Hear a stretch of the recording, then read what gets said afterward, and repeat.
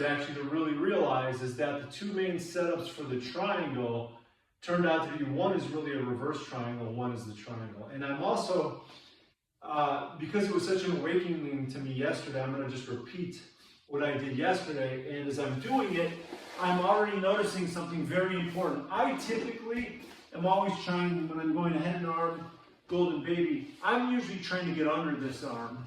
And if I get under that arm, then I'm going for the regular triangle. And what I realize is if I want to go for the regular triangle, which means getting under this arm, it's better that I get into my isoso or key lock grip because it keeps it on the floor, because I need a one arm in and one arm out to come over this trapped arm. And I'll show you why the head and armpit for the reverse triangle, if we're going over this arm as opposed to under this arm, is actually better because we're keeping this arm up to get under it for the reverse triangle. So you'll see, really cool, really important. And again, if you don't like stop to really think about things, it took me years to realize one is actually a reverse triangle, one's a triangle. So let's go through them both. So we got the mount, however we got it, I don't know. We got the head and arm, we turn it into head and armpit. I can feel like I can get under this outside arm. So that means I'm going to go to isoso grip. I'm going to get into gangsteline and I'm under it now.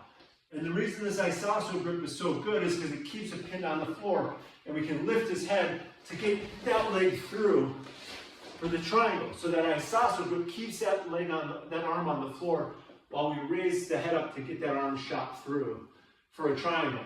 Okay? That's when we feel like we can get under, I'm calling this the outside arm. Now watch this. If, same scenario, and this guy's doing, and again, don't be lazy with your feet, I'm in grapevine. This guy's trying to get in under your hips or keep your hips down.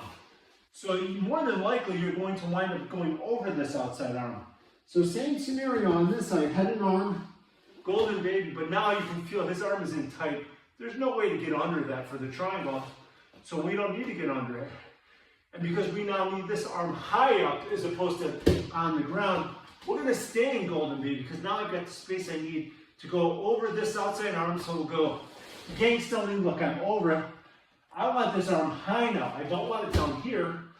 I want it high. So I'm going to keep it in golden baby and shoot up for my one arm in, one arm out. And now look, I'm in reverse triangle.